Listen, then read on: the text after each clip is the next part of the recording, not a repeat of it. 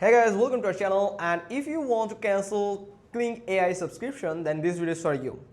First, in this subscription section, you can find your subscription that you have buy from this Kling AI.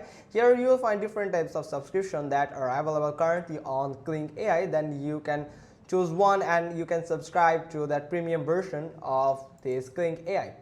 So in this section you will find all the manage section where you can manage your membership plans here. Then you can just simply click on membership plans and you can find the current subscription. So you will find the details about the current subscription that you have on Kling AI. Then you will find a cancel button or cancel subscription button clearly at the right side. You can just simply click on it and you can it might ask for the verification, like your email verification or any other verification. Then you have to enter your password or any type of verification code that you got from your email address.